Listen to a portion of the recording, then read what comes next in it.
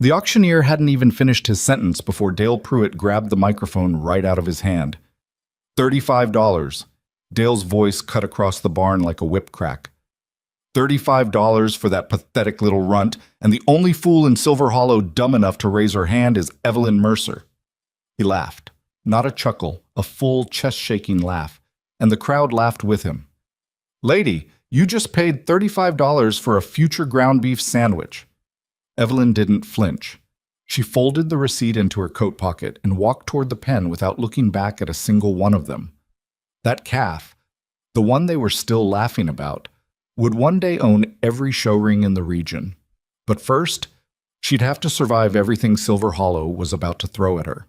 If you're new here, hit that subscribe button right now and turn on notifications, because this channel tells the stories that the ranching world doesn't want you to hear. Stories about quiet people who outlasted loud ones. Drop a comment below with your city or country. I want to see exactly how far this story has traveled. Now let's get into it. The morning of the Silver Hollow autumn. Livestock auction started the same way every auction morning started, with the smell of wet straw, diesel exhaust from the trucks idling outside, and coffee that had been sitting on a burner since 5 a.m. and tasted exactly like it. Evelyn Mercer arrived alone. She always arrived alone.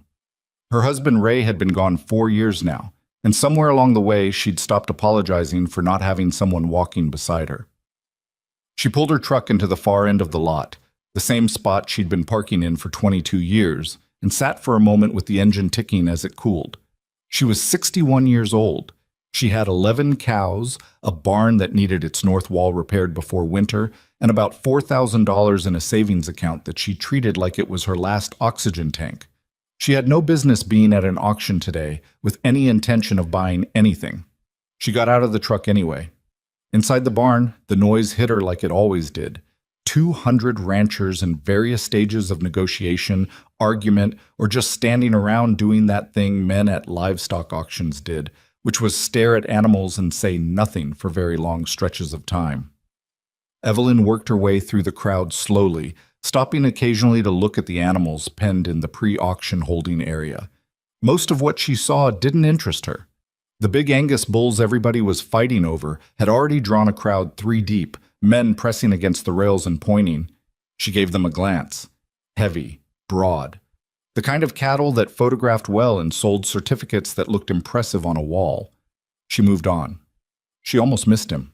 He was in the last holding pen on the left, the one closest to the drainage trench that smelled the worst, which was probably why nobody was standing near it.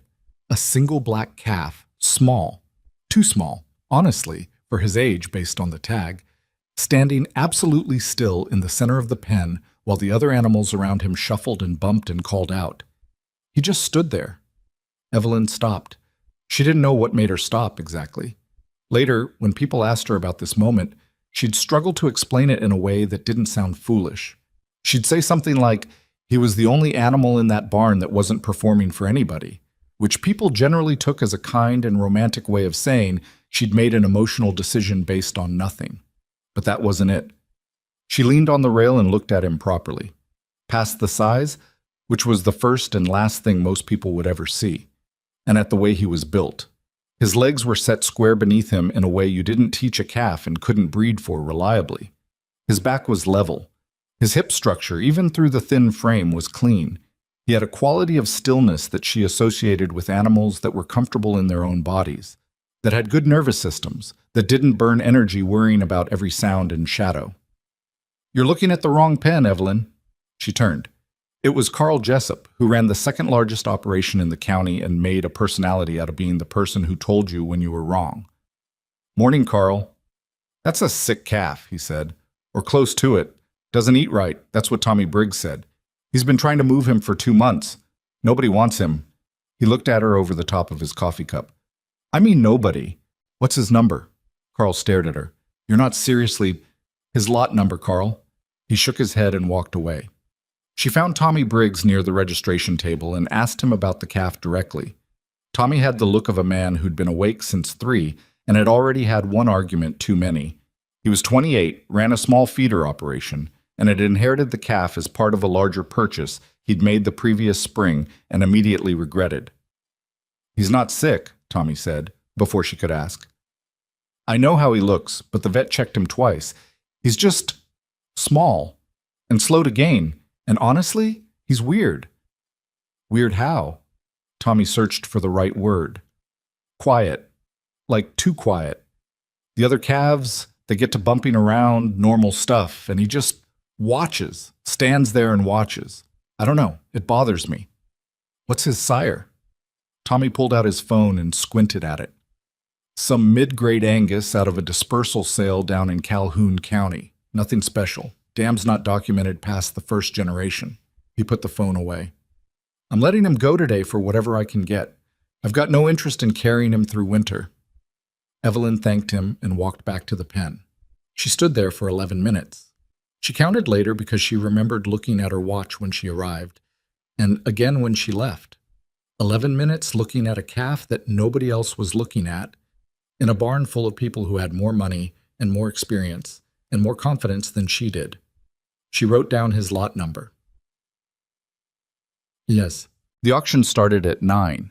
The Angus bull everybody wanted went first, lot 3, and sold for $11,400 after a bidding war that had Dale Pruitt practically vibrating with excitement. Dale ran the auction house, which meant he also ran the social hierarchy of every livestock operation within 40 miles, and he did it with the cheerful aggression of a man who'd never once questioned whether he was the most important person in any room he entered. He saw Evelyn bid on lot 47, and his smile changed slightly. $30 from Evelyn Mercer, he said into the microphone. "Do I hear 35? 35? Going once?" 35, someone said, more out of habit than interest, and then immediately stepped back from the rail. 35. 40? Do I hear 40? Going once? Silence. Going twice? 40, Evelyn said. The person who'd bid 35 looked at her like she'd said something in a foreign language. $40, Dale repeated. He paused for just a beat too long, long enough to make the pause mean something. Going once, going twice. Sold to Evelyn Mercer for $40. He lowered the gavel and leaned toward the microphone with the expression of a man who'd just thought of something funny. $40, ladies and gentlemen, for the calf that Tommy Briggs has been trying to give away since April. He chuckled. The crowd chuckled. Well, somebody had to take him. Evelyn was already writing the check. She heard it behind her. Not all of it, just pieces. The way you hear things in a crowd when they're aimed at you. Sentimental. Doesn't know what she's looking at.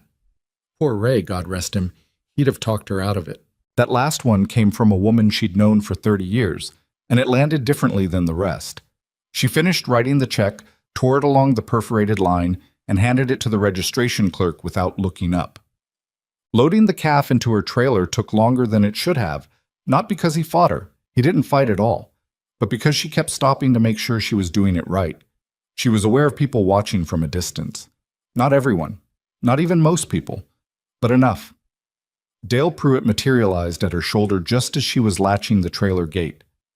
You know, he said, with the careful friendliness of a man who's about to say something unkind and wants credit for the packaging, I've got a nice set of commercial heifers coming in next month. Good genetics, reasonable prices, the kind of thing that might actually help your operation. He tilted his head toward the trailer. Whatever you're trying to do with that, it's not going to work out the way you're hoping. She looked at him for a long moment. What do you think I'm hoping for, Dale? He didn't answer because he realized he didn't actually know, and not knowing something made Dale Pruitt uncomfortable in a very specific way that he covered by changing the subject. Just offering, he said. That's all. She got in the truck. On the drive home, she didn't turn on the radio. The trailer swayed gently behind her on the 2-lane county road, and she kept checking the mirror. Not anxiously, just checking. The calf was standing. He was facing forward, watching the road through the slats the way animals sometimes did when they were calm enough to be curious. She didn't know his name yet. She'd been thinking about it since she wrote the check, and nothing had come that felt right. She went through the usual list in her head, ranch names, river names, the kind of solid one-syllable thing that sounded good at a show. None of them fit. It wasn't until she turned off the county road onto her property, the gravel popping under the tires, the old oak by the gate throwing shadow across the windshield, that it came to her. Atlas. She didn't know exactly why. Something about the way he stood, like he was carrying something nobody could see and wasn't complaining about it. She pulled up to the barn, killed the engine, and sat for another moment. The property was quiet, the way farms get quiet in October, when the summer's work is finished and the winter's work hasn't started yet, and everything is just resting and waiting. $40, she thought. Then she got out and opened the trailer. The first week, she watched him more than she worked him. This was how she'd always evaluated new animals, not by what they did when you pushed them, but by what they did when nobody was asking them to do anything. Atlas ate steadily. Not aggressively, not competitively, just steadily. He didn't establish himself at the hay rack with aggression the way younger bulls often did. He waited. And then, when there was space, he moved into it with an efficiency of motion that she found herself watching longer than she intended. Her neighbor Margaret Hollis came over on the fourth day to drop off a casserole, which was Margaret's primary mode of expressing concern, and looked at Atlas over the fence for a while without saying anything. Then she said, "He's small." "Yes." "How much did you pay for him?" Evelyn told her. Margaret absorbed this. "Well," she said finally, "the casserole's got extra cheese, at least." She meant it kindly. That was the thing about most of the people in Evelyn's life. They meant things kindly. Kindness was not the same as confidence, and nobody in Silver Hollow was going to stand next to Evelyn Mercer and tell her that the calf she'd bought at the bottom of the barrel for $40, she'd rounded up in the retelling, she didn't know why, was going to amount to anything. Because kindness, in a community like this one, meant not encouraging a person toward a disappointment you could already see coming. She thanked Margaret for the casserole. That night, she sat at the kitchen table with Ray's old record books spread out in front of her, the ones he'd kept by hand for 20 years in notebooks with the spiral binding half uncoiled, and she looked for patterns. Not in Atlas specifically, because there wasn't enough data yet. She was looking for the patterns in the cattle she'd sold over the years that had done well at someone else's place, and the ones she'd kept that hadn't. She was looking for what she'd missed before, and what she'd gotten right, and whether the thing that made her stand at that pen for 11 minutes was instinct that had earned its authority, or just loneliness looking for a project. She sat there until nearly midnight. She didn't reach a conclusion. She rarely did with questions like that, but she closed the notebooks and stacked them on the shelf above the refrigerator, and she turned off the kitchen light, and she went to bed. And in the morning, she got up and went back out to the barn and looked at Atlas again. He was standing in the same square, grounded way. "Okay," she said quietly, to no one in particular. She picked up the feed bucket and got to work. Well, the first person who said anything useful about Atlas, not mocking, not kind, just useful, was a man named Harlan Dews, who came through Silver Hollow in late November running a mobile vet service out of a truck that had seen better years. He was in his 60s, had worked cattle in 3 different states, and had the personality of someone who'd long since stopped investing in whether people liked his opinions. He looked at Atlas for about 3 minutes. "Where'd you get him?" he asked. "Autumn auction, bottom of the sale." Harlan made a sound that wasn't quite a laugh. "Who passed on him?" "Everyone." He crouched down slightly, looked at the calf's legs, straightened up. "His pasterns are right, you see that?" "Yes." "Most people look at size and frame width and call it structure. That's not structure," he pointed. "The way the angle runs from the hip through the stifle, that's structure. That's the part that lasts." He stood back. "He's going to be slow to develop. He's the kind of bull that looks wrong until about month 30, and then everything catches up and you realize what you've got." He walked back to his truck. "His calves will be easy births," he said over his shoulder. "If you breed him right, he'll pass that hip along." And then he drove away, and Evelyn stood in the cold air and let that sit for a moment. She'd known it. She'd known most of what he'd said, from the 11 minutes at the rail and the 4 weeks of early mornings in the barn. But there was a difference between knowing something privately and having someone with 30 years of mobile veterinary work across 3 states look at the same animal and see the same thing. She went inside and made coffee.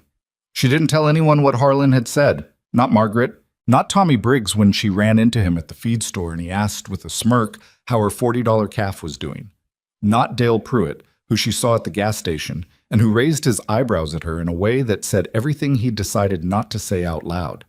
She just kept working. Atlas turned 3 months old on a Tuesday, and Evelyn stood at the fence in the gray morning light and watched him move across the pasture. That square, balanced, unhurried walk. And she thought about the word Harlan had used. Lasts. She'd been in cattle long enough to know that was the word that mattered. Not biggest, not most expensive, not most impressive at 22 months in a show ring. Lasts. The quality that passed through generations and compounded quietly and didn't make noise about itself until the evidence was overwhelming and undeniable. She watched him walk. $40, she thought again. And this time, for the first time, it didn't sound like a mistake. It sounded like the beginning of something she didn't have a name for yet. Part 2. Trusting potential over reputation. Winter came to Silver Hollow the way it always did, without asking and without apology. The temperature dropped below freezing the second week of December and stayed there, and Evelyn found herself waking at 4:30 every morning instead of 5, because the cold did something to her sleep that she'd never been able to explain and had long since stopped trying to fix. She pulled on her barn coat in the dark, poured coffee into a thermos that had Ray's initials scratched into the side where she'd tried to engrave them herself with a nail and done a poor job, and walked out to check on the animals. Atlas was always awake when she got there. She'd noticed this in the first week and kept noticing it through the weeks that followed. He wasn't restless, wasn't pacing, wasn't the kind of animal that burned himself up with anxiety through the night hours. He was just already awake, standing with that particular stillness of his, ears forward, watching her come across the frozen yard with the thermos in her hand like she was the most interesting thing he'd seen all morning. "You're doing it again," she told him, setting the thermos on the fence post. He watched her. That looking thing. She filled the hay rack. He waited until she was finished, which she'd come to expect, and then moved forward and ate with the same steady, unhurried focus he brought to everything. She watched him eat for a while, which she knew was an odd thing to do and did anyway, because there was information in how an animal ate that most people skipped past on the way to looking at their confirmation scores. December became January. January was brutal. 2 weeks of single-digit temperatures that cracked the water pipes in the barn twice and cost her more in heating bills than she'd budgeted for, which meant she pushed the north wall repair into spring and tried not to think about it. Atlas grew. Not quickly. Harlan had been right about that. He was a slow developer, the kind of growth that happened in ways you didn't notice until you looked at a photograph from 2 months ago and suddenly couldn't believe it was the same animal. She started keeping her own notes on him. Nothing Ray would have recognized. He'd been a by-the-numbers man, weights and dates and feed conversions, all of it precise. Her notes were different. She wrote things like moves economically, no wasted steps, and stood for 90 minutes in the east corner watching the tree line, didn't spook when the branch fell and ate normally despite wind. Other calves didn't. She filled a quarter of a composition notebook by February and felt vaguely embarrassed about it and kept going anyway. In March, Carl Jessup stopped by unannounced. He did this periodically, stopped by unannounced at places, which was either a habit or a technique. Evelyn had never decided which. He came up the drive in his truck and got out without being invited and stood at the fence looking at Atlas for long enough that she put down what she was doing and went out to stand beside him. "He's grown," Carl said. "Calves do that." Carl was quiet for a moment. He had his thumbs in his belt the way he did when he was thinking something he wasn't sure whether to say. "He's still small, Evelyn. He's 5 months old. I've got 5-month-olds that are carrying 40 more pounds than that." "I know you do." Another silence.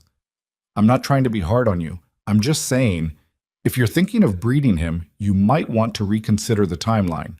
Let him get some size on him before you stake your cows on it." She looked at Carl. He was a decent man. She'd always thought so. He just had a way of assuming that the information he carried was more valuable than the information other people had gathered themselves, which was a particular kind of arrogance that didn't announce itself as arrogance. "I appreciate you coming by, Carl," she said. He nodded, seemed to hear the thing underneath what she'd said, and got back in his truck. She stood at the fence after he left and looked at Atlas for a while. The calf had ignored Carl entirely, which she found oddly satisfying.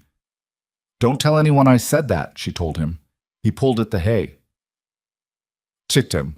The conversation she'd been dreading happened in April, at the feed store, which was where the conversations she'd been dreading always happened because the feed store in Silver Hollow was the single location that functioned simultaneously as commerce, social hub, and community court of opinion. She was loading 50-pound bags into her truck when Tommy Briggs appeared with two friends she didn't know well, younger men, both with the particular confidence of people in their late 20s who haven't yet been wrong about anything important. "So the $40 calf," Tommy said. He wasn't cruel about it exactly. He was doing the thing young men at feed stores did, which was perform for an audience. "How's he working out?" "Fine," Evelyn said. She didn't stop loading. "Fine like you think it was a good buy, or fine like you're being polite?" She lifted another bag. "Fine like he's healthy, he's growing, and I don't owe you a detailed accounting of my livestock decisions, Tommy." One of his friends, the taller one, laughed, but it was a surprised laugh, not a mean one. Tommy put his hands up. "I'm just asking. I practically gave him to you. I feel some kind of—" "You sold him," she said, "at auction, for the price the auction set. That's where your involvement ended." He went quiet. She loaded the last bag. "I hope he works out," he said finally, and she thought he might actually mean it. "I know you do." She got in the truck. "Tell your mother I said hello."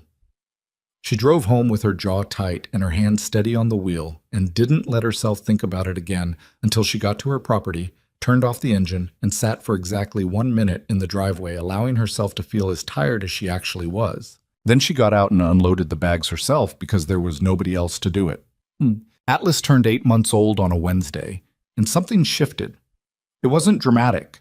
It wasn't the overnight transformation that people described in the stories they told later, the ones that got cleaner and more cinematic every time they were retold until the actual mess of the thing had been completely smoothed over. It wasn't like that. It was more like watching a sentence slowly complete itself. The frame was filling in. The angles that had looked disproportionate were resolving into something that made sense. His neck was thickening, his chest was deepening, and the way he moved, that square, balanced, unhurried walk, was becoming something different from a calf's movement. It was becoming a bull's movement. It was becoming, she thought, something she'd rarely seen. She didn't say anything to anyone for 3 weeks. Then Margaret Hollis came over for the casserole dish she'd left in November, and stood at the fence the way Carl had, and was quiet for much longer than Carl had been. "Evelyn," Margaret said, "I know." "No, I mean—" Margaret stopped, started again. "I think I might have been wrong." "About what specifically?" "About him." A pause. "About the $40. Evelyn looked at her friend. Margaret was not a woman who said she'd been wrong easily, and she didn't dress it up or make it comfortable. She just said it plainly, and that was a quality Evelyn had always valued in her, even when Margaret's wrong opinions had been pointed in her direction. "You weren't wrong to doubt him," Evelyn said. "You were working with what you could see." "So were you, though." "I was working with what I could see and what I thought might be there." Margaret was quiet again. "That's a different thing." "Yes," Evelyn said. "It is." By the time Atlas was 14 months old, Harlan Dews had come back through Silver Hollow twice more, once for routine herd vaccinations and once because Evelyn had called him specifically, which she hadn't done for another vet in years. He examined Atlas both times with the same quiet efficiency he brought to everything, and the second time he stood back afterward and folded his arms and looked at Evelyn with an expression that wasn't quite admiration and wasn't quite exasperation, but lived somewhere between them. "You bred him yet?" Harlan asked. "Not yet. Spring." "Good." He nodded slowly. "You know what you've got, right?" "I've got some ideas." "Evelyn." He said her name in the way that meant he was going to say the thing directly, and she should listen to it directly. "I've been doing this since 1987. I've seen a lot of cattle in a lot of conditions, and I've watched a lot of people make a lot of decisions about which animals matter and which ones don't." He paused. "Don't let anyone rush you. Don't let anyone talk you into a shared arrangement or a syndicate or any of that. You keep control of what you've got here, and you let the results speak for themselves. She looked at him. You're telling me you think he's legitimate? I'm telling you, Harlan said carefully, that if his calves inherit what I'm looking at right now, you won't need me to tell you anything. The calves will tell you. He left her with that and drove off in his battered truck, and she stood in the afternoon light and held on to it. Spring arrived badly. A wet March that flooded the low pasture and forced her to move her cows to the upper field 2 weeks earlier than planned, which disrupted everything and created the kind of compounding logistical problems that only people who'd never run a farm by themselves thought were small inconveniences. She lost a fence section to a fallen cedar and fixed it herself over 2 days, sleeping poorly both nights from the physical exhaustion that sat differently in her body at 61 than it had at 45. Atlas watched her work. She'd started to think of this as one of his qualities, but not passivity, but attentiveness. He paid attention to things.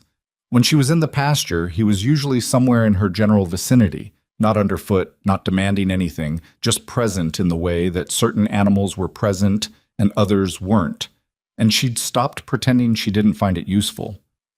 I'm going to breed you to 4 cows in June, she told him one afternoon while she was repairing the water trough near his section of pasture. 4. Picked them myself, the best I've got. He was eating. He didn't look up.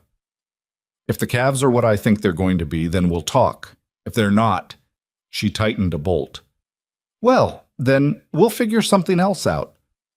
She finished the repair, tested the float valve, wiped her hands on her jeans. I'm not asking you to be perfect. I'm asking you to pass along what you've got. She picked up her toolbox. That's all any of us can do. She walked back to the barn. She chose the 4 cows deliberately, the way you chose which tools to use on a complicated repair. Not the most expensive ones, not the newest ones, but the ones you trusted for specific reasons. 2 were older cows, 10 and 11 years old, that she'd raised from calves herself and knew down to their habits. How they handled heat, how they moved through pregnancy, how their calves had presented at birth in previous seasons. One was a 5-year-old heifer with excellent maternal instinct but a tendency toward difficult births that she wanted to see whether Atlas's structure would affect. The 4th was the best cow she owned, period. A 7-year-old named simply 7, because Ray had started the numbering system and she'd never gotten around to changing it, and 7 had given her 3 perfect calves in 3 seasons, and had a quality of movement that Evelyn had never been able to replicate in any of 7's daughters. She put Atlas with them in mid-June. She watched from the fence. She watched for 2 hours the first day, not continuously. She had other work, but checking. He moved among the cows without drama. No aggression, no anxiety, no the posturing that young bulls sometimes performed when they were uncertain of themselves.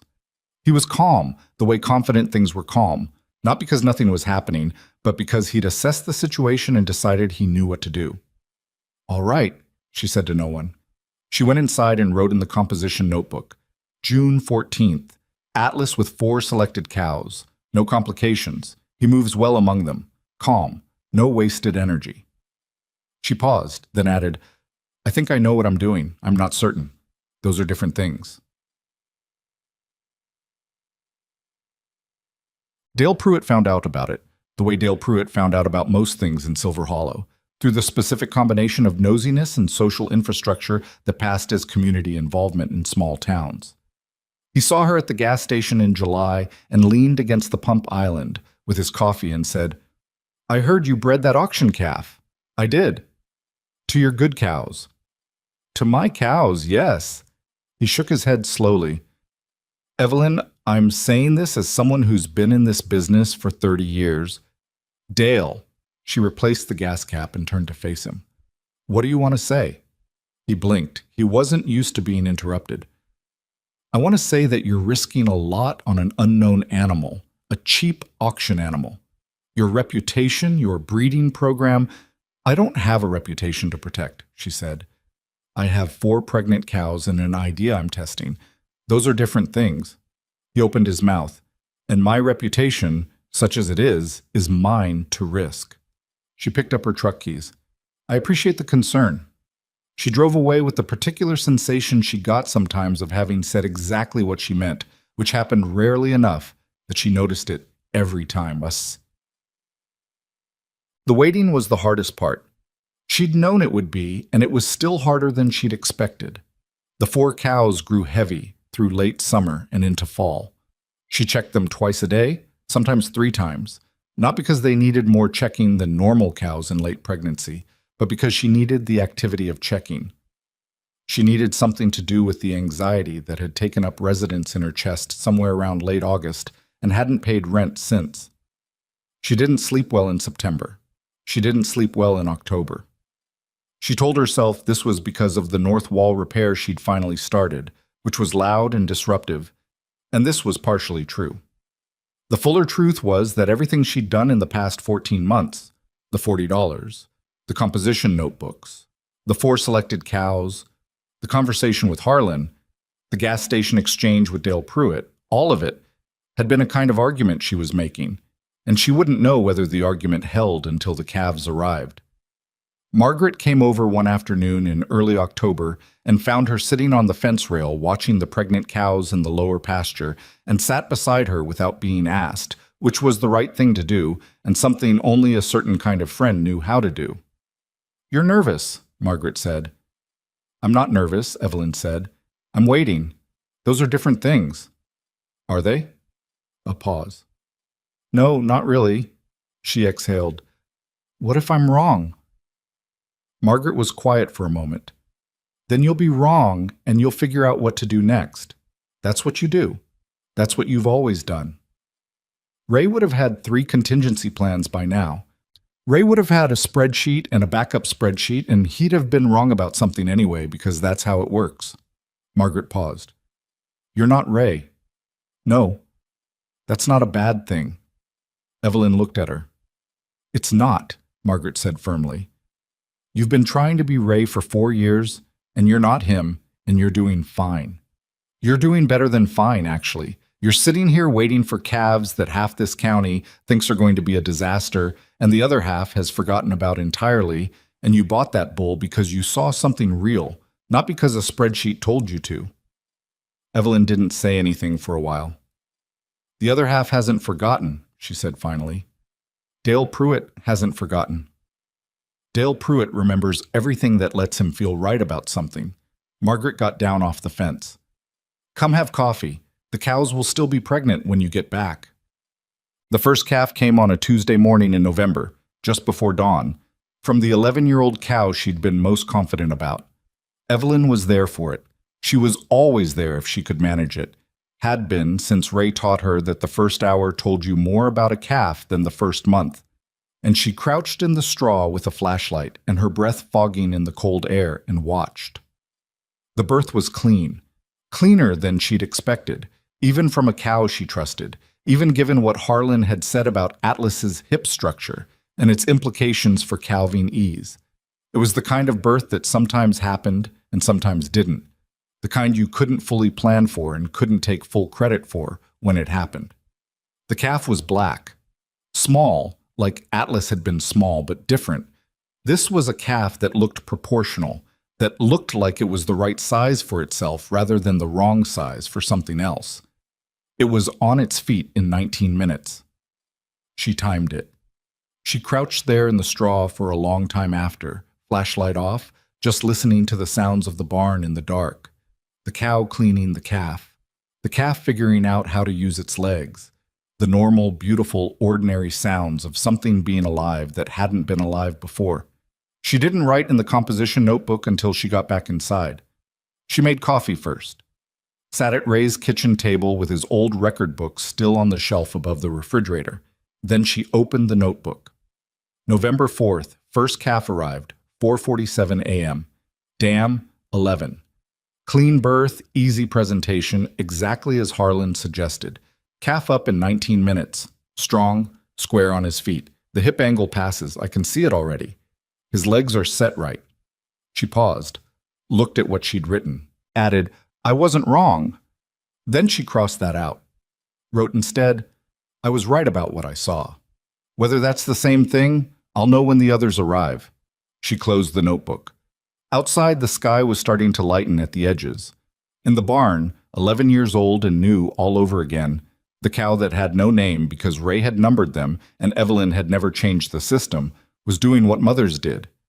And in the east pasture, Atlas stood in the gray pre-dawn light, facing the direction of the barn, perfectly still, as if he knew, as if he'd always known. She watched him from the kitchen window with her coffee cooling in her hands, and she thought about the $40 and the 11 minutes at the auction rail and the composition notebook that was nearly full now, and she thought about what Harlan had said about things that lasted, and she thought, just for a moment, just standing at the kitchen window in the dark of a November morning, that maybe the point wasn't whether she'd been right.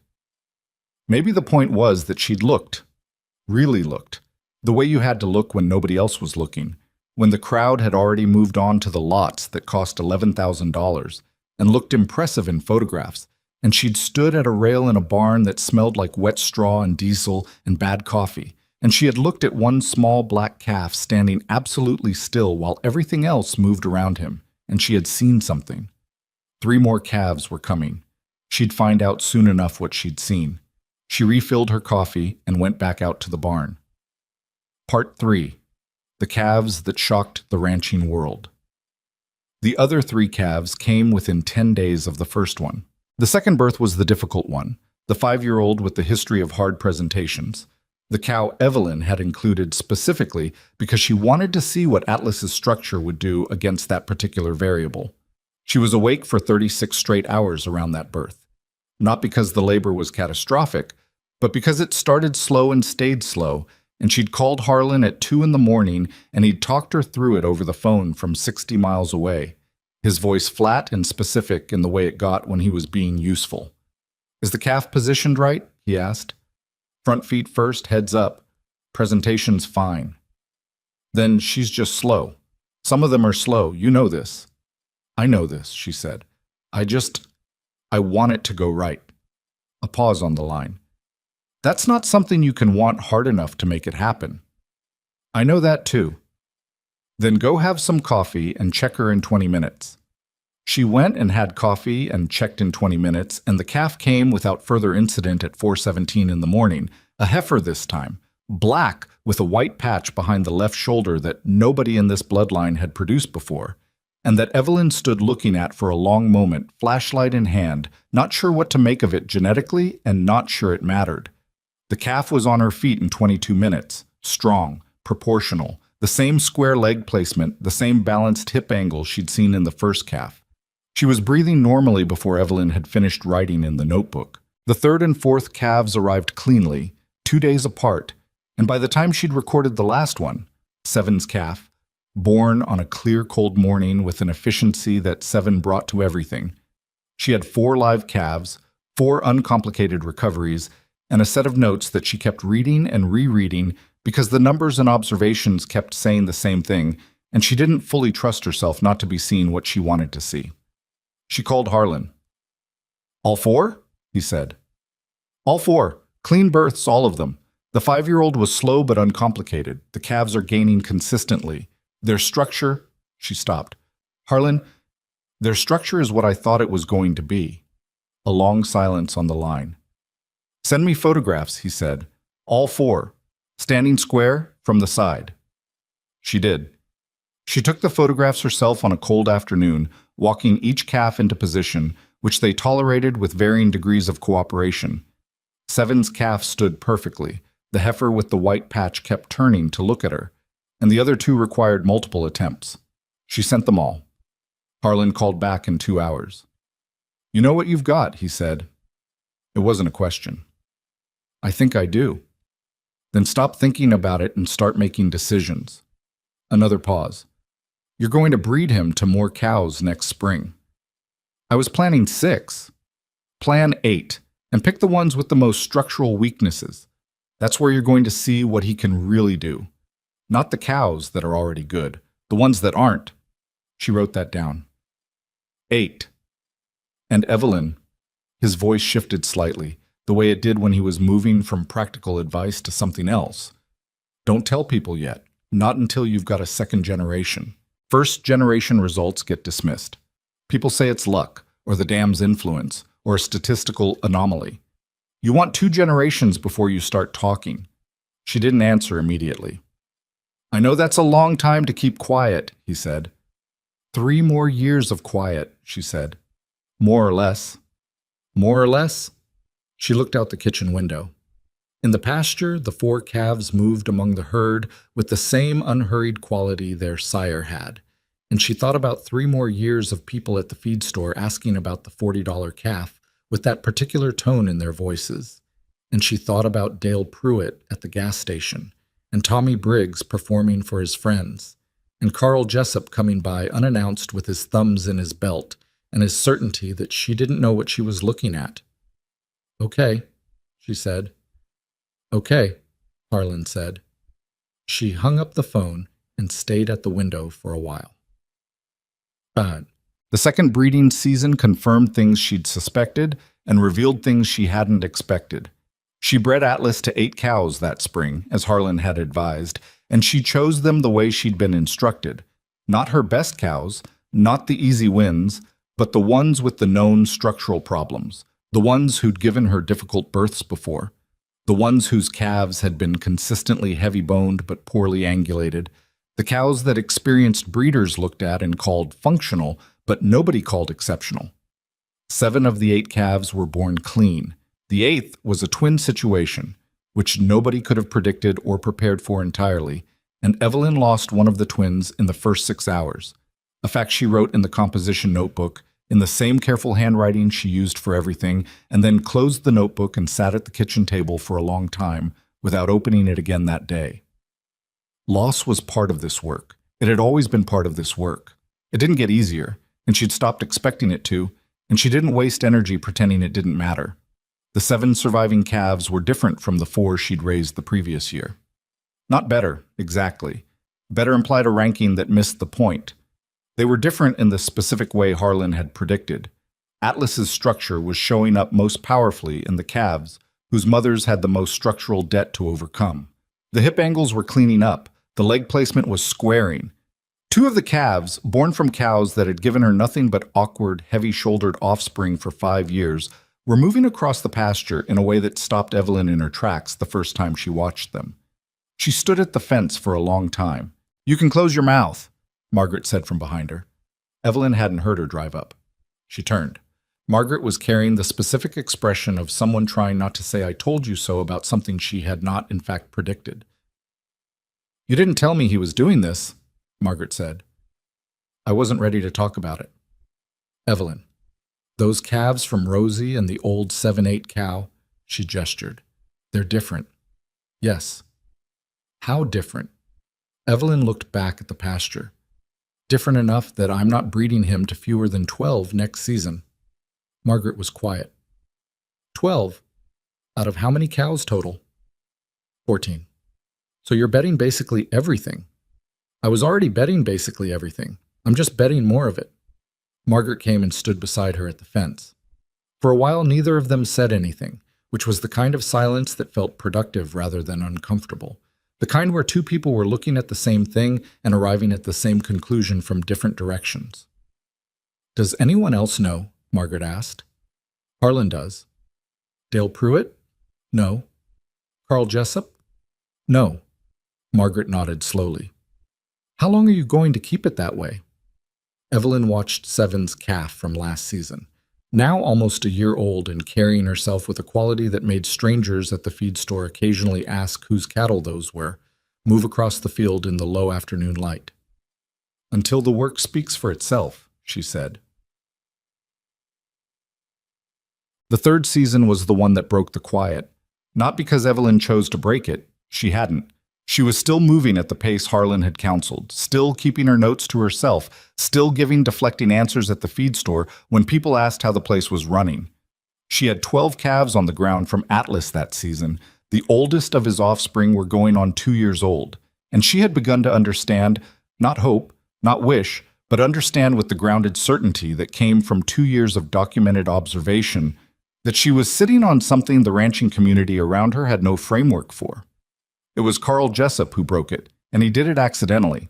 He stopped by in late April, the way he did, unannounced, thumbs in his belt.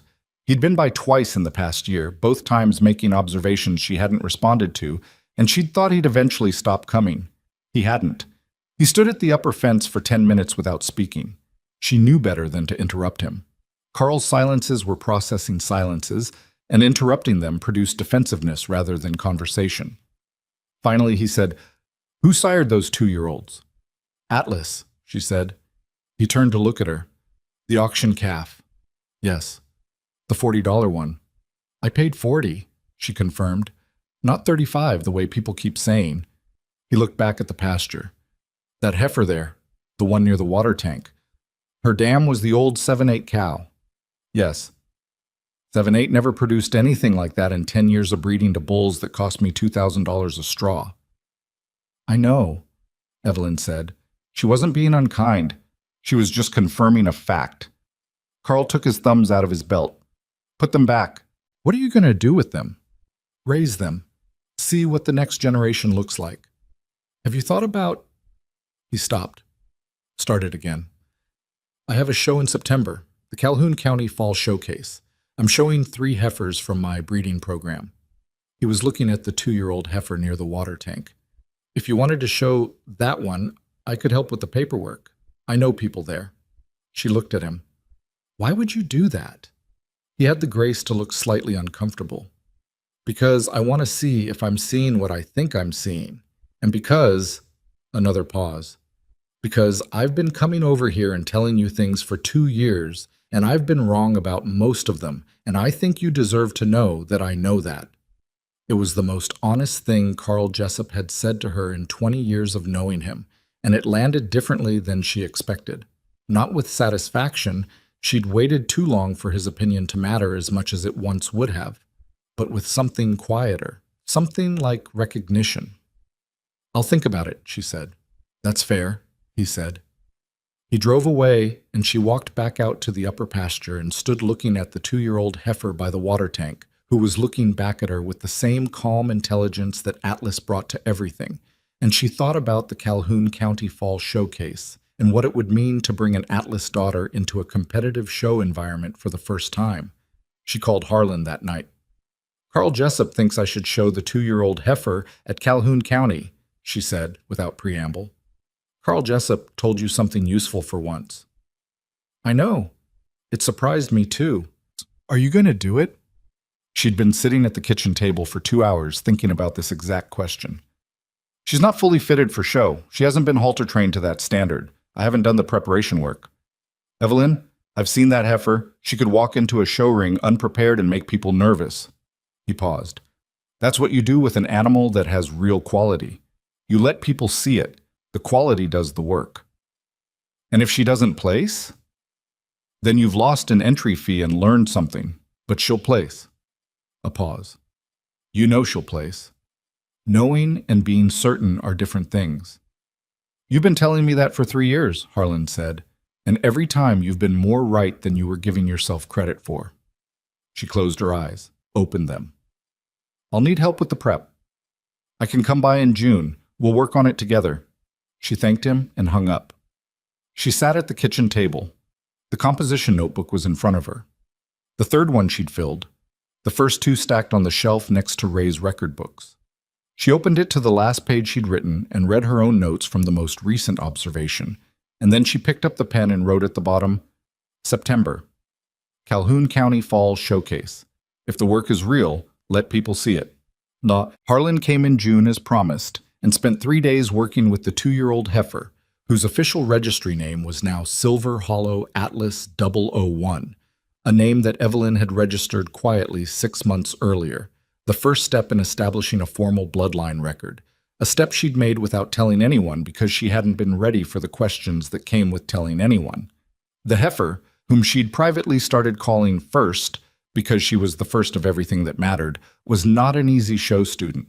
She had her father's intelligence, which meant she had opinions about what was worth her attention and what wasn't, and the halter training required a specific kind of patience that Evelyn had in quantity and Harlan had in slightly less quantity and expressed primarily through repetition and what he called consequence management, which meant that when First decided she was done for the day, the work continued until she decided she wasn't.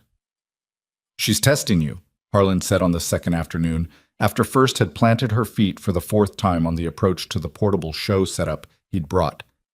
I know she is. Don't let her win. I'm not letting her win. I'm reassessing my approach. Harlan made a sound. What's the difference? The difference is one of them sounds like giving up and the other one doesn't. He looked at her. Then he looked at First. Try coming at it from the left instead of the right. She tried from the left. First considered this for a moment, found it less objectionable than the right, and moved forward. Huh, Harlan said. Reassessing my approach, Evelyn said. By the third day, First was moving through the practice setup with something approaching grace. Not perfectly, not with the polished obedience of a heifer who'd been in show prep for a year, but with enough willingness that Evelyn could see what it would look like in September. Could see what the judges would see. The structure, the movement, the particular quality of Atlas's hip angle expressing itself in a body that was, by any honest assessment, exceptional. After Harlan left, she stood in the pasture with First for a long time. Not working, just being near her. The heifer grazed. Evelyn stood.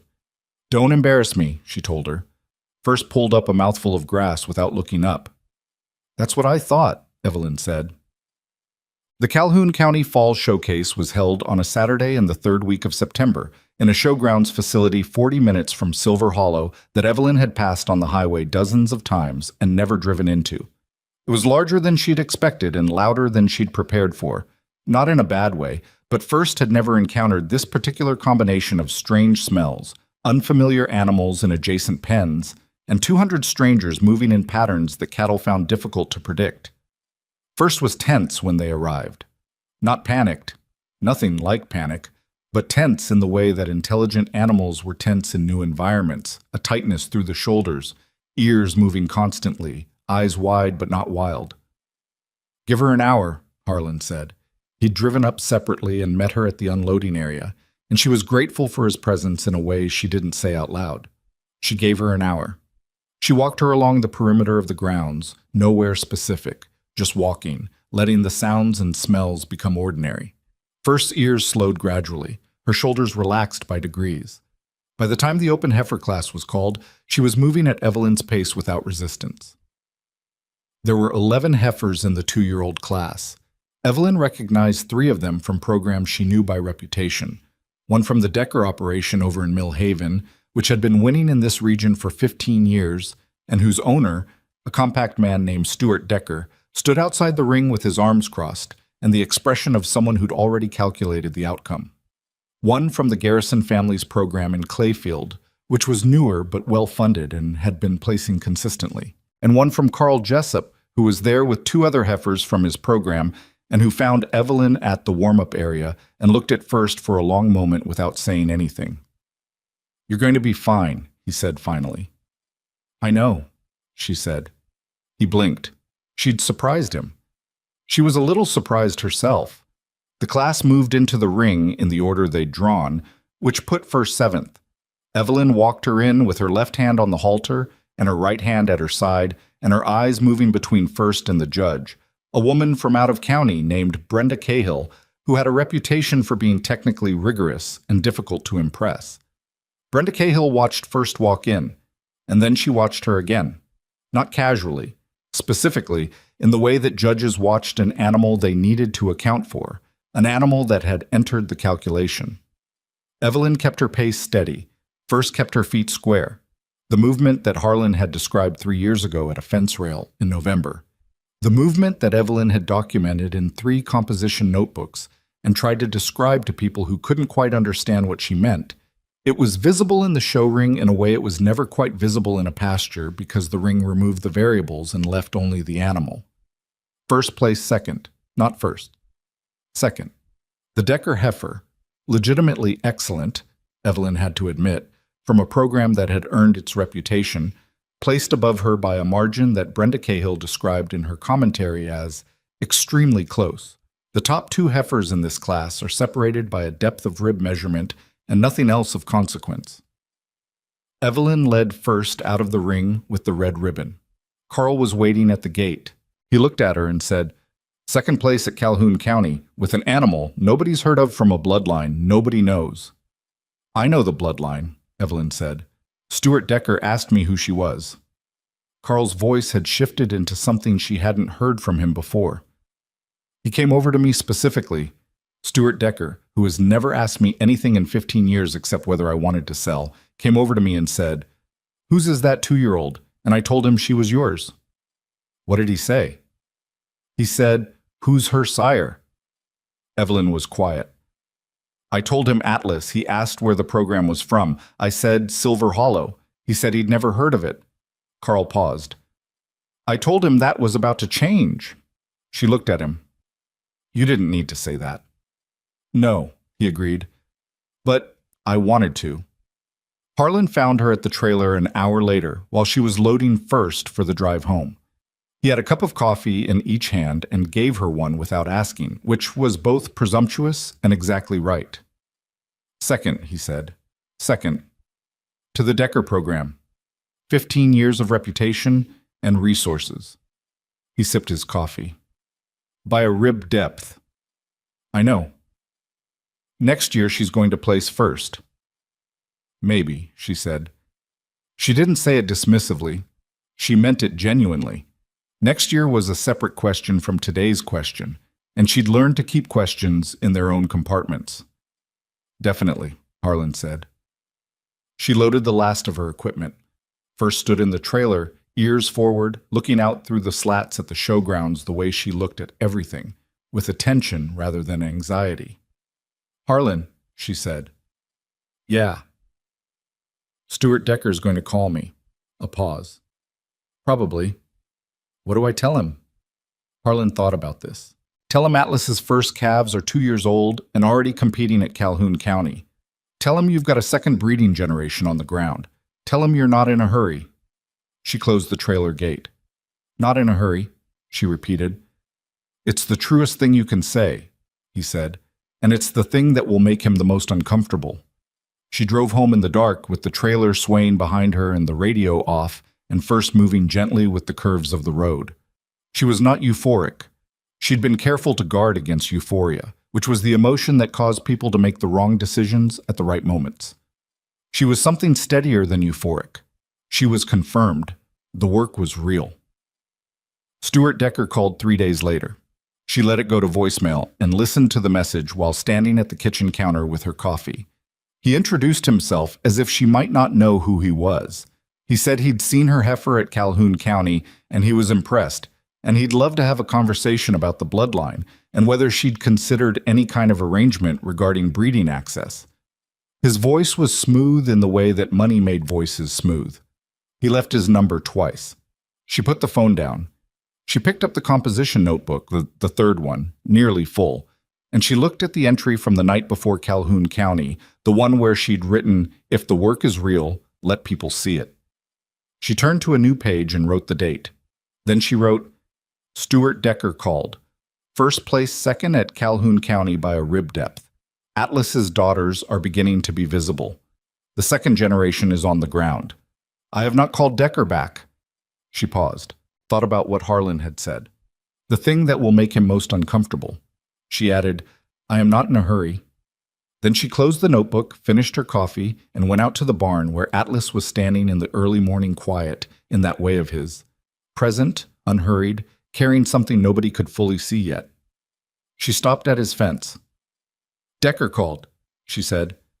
Atlas looked at her with the dark, patient eyes that his daughters had inherited from him, and that none of the $11,000 bulls she'd seen at auction had ever possessed. I know, she said. Me neither. She went to work. Part 4. A quiet decision changes an entire industry. She called Stuart Decker back on a Thursday morning, 11 days after his voicemail, which she knew was long enough to communicate that she was not sitting by the phone and short enough that she wasn't being rude about it. She'd thought about the right number of days more than she wanted to admit, and she'd finally settled on 11 because it was the number that felt honest rather than strategic, which was probably a distinction that only mattered to her. Decker picked up on the second ring. Mrs. Mercer, he said, and the smoothness was still there, but there was something underneath it now, a careful quality, the kind of attention that expensive men paid to things they'd decided they wanted. Thank you for returning my call. Mr. Decker. Stewart, please. A pause. I'll be direct with you. I saw your heifer at Calhoun County and I was impressed. I've been doing this a long time and I don't say that easily. I know your program, she said. You've earned what you have. So have you, apparently. He let that sit for a moment. I'd like to talk about your bull. Atlas, Carl Jessup told me. Can you tell me more about the bloodline? She'd thought about how much to say and had arrived at a position that Harlan would have approved of. Enough to confirm what Decker already suspected, not enough to give him what he was actually after. He's 6 years old, she said, purchased at the Silver Hollow Autumn Auction. His sire documentation is mid-grade Angus out of a Calhoun County dispersal sale. Dam is single-generation documented. A silence. That's not an impressive pedigree. No, she agreed. And yet, she said. Another silence, longer this time. She could hear him recalibrating. This was the thing about men like Stuart Decker. They were intelligent, and their intelligence was real, and when the information didn't fit the framework they'd built, they adjusted the framework rather than dismissing the information. That was what separated the ones who lasted from the ones who didn't. I'd like to come and see him, Decker said. And the second generation, if you're willing. I understand you have calves on the ground from his first offspring. I do. Would you be open to a visit? She looked out the kitchen window. Atlas was in the east pasture standing in the thin October light. First was in the upper field with 5 of her half-siblings, the oldest of Atlas's daughters, now approaching 3 years old and carrying themselves with the quality that had placed second at Calhoun County, and that Evelyn had watched develop over 3 years of cold mornings and composition notebooks and conversations with Harlan that she held on to like coordinates. You can come in 2 weeks, she said. On a weekday. I don't do weekends. Of course. He was making notes. She could hear it, the faint sound of a pen. I want you to know that I'm not coming to lowball you or make you an offer you'd regret. I'm coming because I think there's something here worth understanding. That's good to know, she said, because I'm not selling. A pause. I see. I'm also not entering into any kind of syndication or breeding rights arrangement until I'm satisfied the data is complete enough to support it responsibly. She said it the way Harlan had coached her, not in those words. Harlan's version had been considerably less formal, but in that spirit. What I have is 4 years of documented results from a bloodline that nobody else has access to. That documentation is mine. The animals are mine. I'll consider appropriate arrangements when I decide the time is right. The silence that followed was the most expensive silence she'd ever been part of. All right, Decker said finally. 2 weeks, weekday. I'll see you then, she said, and hung up. She stood at the kitchen counter for a moment. Her heart was beating faster than the conversation warranted. She hadn't shown that. She was certain she hadn't shown it. But her hands were not entirely steady when she put the phone down. And she noticed that, and she allowed herself to notice it without deciding it meant anything bad. She picked up the phone again and called Harlan. He's coming to look, she said when he answered. Good. What did you tell him? That I'm not selling and not syndicating until the data supports it. A long pause. How'd he take that? He said all right. Stuart Decker said all right to being told no. Yes. Harlan was quiet for a moment. Then he wants it more than you thought. She hadn't fully processed that yet. She let it land now. I know. Don't let that change how you move, Harlan said. The fact that he wants it more doesn't mean you give it to him faster. It means you're right about what you've got. She looked out at Atlas in the east pasture. I know that too. I'll drive up the week before he comes, Harlan said. We'll make sure everything's in order. Decker arrived on a Tuesday in early November, 4 years and 3 weeks after the morning Evelyn had driven home from the Silver Hollow Autumn Auction with a $40 calf in her trailer and Ray's initials scratched into her thermos and absolutely no certainty about what she was doing. He came in a truck that was newer than anything in Silver Hollow and cleaner than any truck had a right to be after a 40-minute drive on county roads, and he brought one person with him, a young woman named Petra, who carried a clipboard and said very little and whose eyes, Evelyn noticed, were doing the real work of the visit while Decker managed the conversation. She walked them through the property in the order she'd planned. Not the most impressive animals first, which was what people usually did, and which Decker would recognize as salesmanship, but in the order the story made sense. Atlas first. Then the 4 original calves, now 4-year-olds, moving into the middle of their productive years. Then the second generation, Atlas's grandchildren technically, though that timeline was compressed in cattle, in a way that still sometimes surprised her when she thought about it in human terms. Decker was quiet at Atlas's fence for a long time. Petra was writing on her clipboard. "He's not what I pictured," Decker said finally. "What did you picture?" "Something bigger, showier." He kept his eyes on Atlas. "He's built like like a problem solver." Evelyn looked at him. "That's exactly right. The structure is extraordinary." He said it with the reluctance of a man giving credit that cost him something. "I've been looking at cattle for 25 years. I didn't expect—" He stopped. "What did you see when you bought him?" She told him the truth.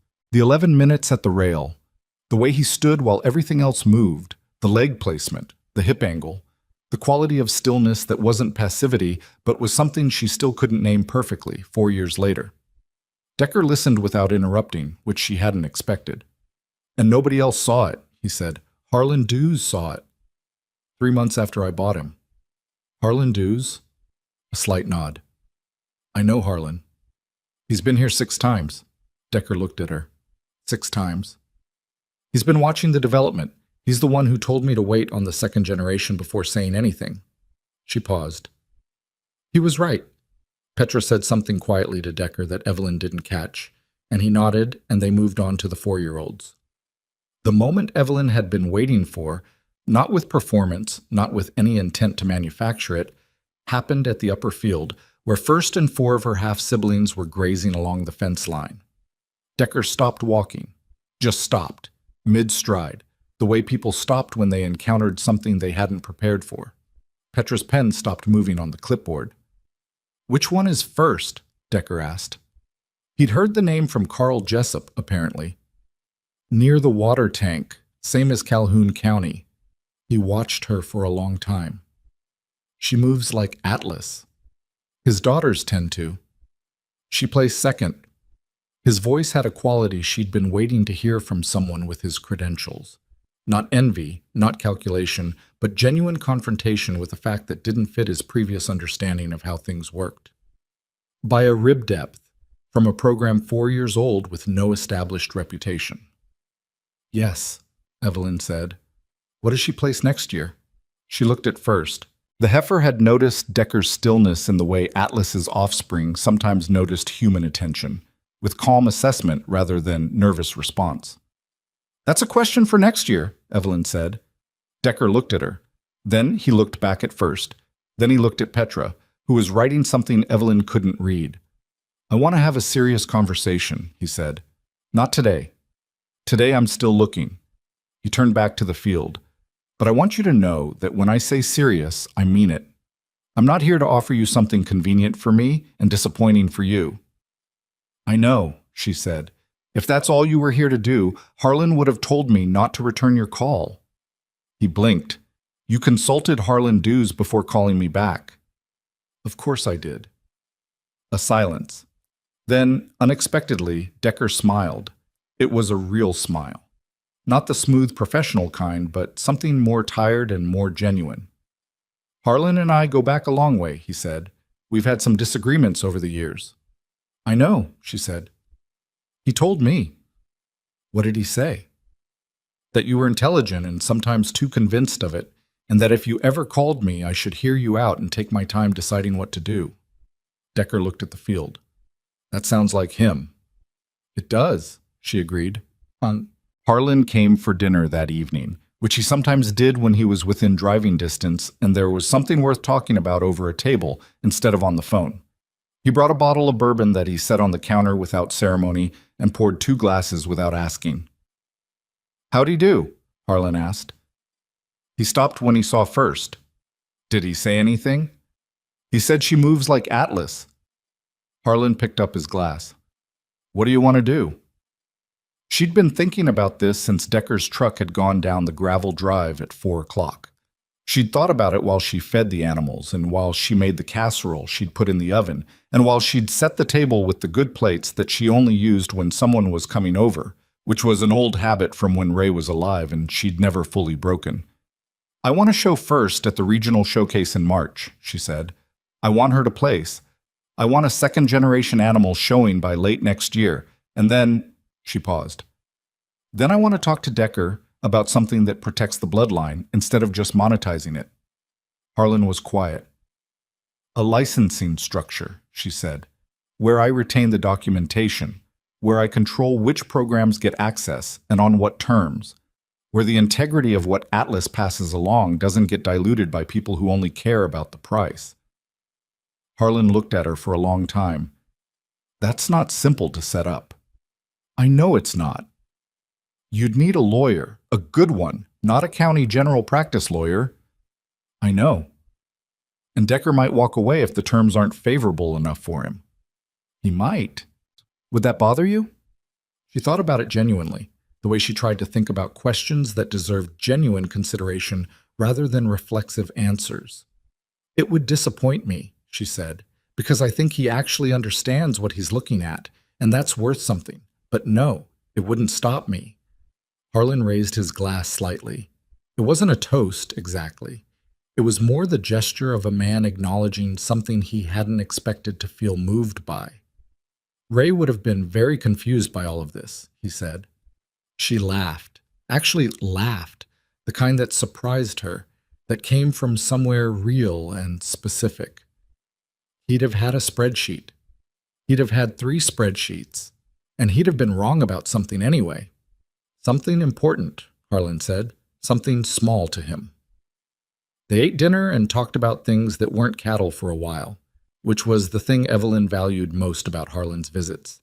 He was one of the few people in her life who knew the difference between when she needed to talk about the work and when she needed to talk about something else entirely. The regional livestock showcase in March was held at a facility 2 hours from Silver Hollow, which meant an overnight stay that Evelyn hadn't budgeted for and paid for anyway by moving money from the North Wall repair fund that she'd been replenishing slowly all winter. The North Wall could wait. It had been waiting. She brought First and 2 others, Atlas's son from 7, a 3-year-old bull she'd registered as Silver Hollow. Atlas 002 and privately called Second without any particular creativity, and a 2-year-old heifer from the second generation who had inherited the hip angle so cleanly that Harlan had stood in silence for 4 minutes when he first saw her walk. Carl Jessup drove up separately and found her at the unloading area with 2 of his own animals. He hadn't been invited, but his being there was the kind of thing that had shifted between them in the past year. He showed up differently now, with less of the authority he used to bring, and more of a genuine interest that she found easier to tolerate. Second is looking right, Carl said, nodding toward Atlas's son in the trailer. He's not being shown today. I brought him so people could see him. Carl absorbed this. That's a strategic thing to do. I've been watching how you operate for 20 years, she said. I learned some things. He seemed to take this as the compliment she'd intended it to be, more or less. First placed first. Not by a rib depth this time. By a margin that Brenda Cahill, the same judge from Calhoun County, which Evelyn hadn't known until she saw her at the judge's stand and felt her stomach drop briefly before settling, described in her commentary as the clearest case of structural superiority I've evaluated at the regional level in the past 4 years. Stuart Decker was in the stands. She hadn't known he was coming. She found out because Carl appeared at her shoulder as she was leading First out of the ring and said quietly, "Decker's here, 3rd row from the top. He's been there since the open heifer class started." She didn't look up at the stands. "Don't look," Carl said unnecessarily, since she wasn't looking. "I know." She walked First back to the holding area and stood with her for a while, letting her settle, watching her breathe normally in the way that Atlas's offspring breathed normally, in circumstances where other animals didn't. The 2-year-old heifer had placed second in the junior class behind an animal from a breeding program in the northern part of the state that had been winning for a decade. Second place behind a 10-year program, at her first show, at the regional level. Harlan found her at 2 in the afternoon with his characteristic lack of ceremony and said, "Decker's looking for you." "I know. He's got someone with him, not Petra. Someone older, in a gray jacket." She thought about that. Lawyer? Or accountant? Hard to tell with that type. She found Decker near the show ring exit, and the man in the gray jacket was introduced as Owen Briers, which meant nothing to her until Decker added that Owen was with the Frontier Cattlemen's Heritage Foundation, which was a regional organization that Evelyn knew by reputation.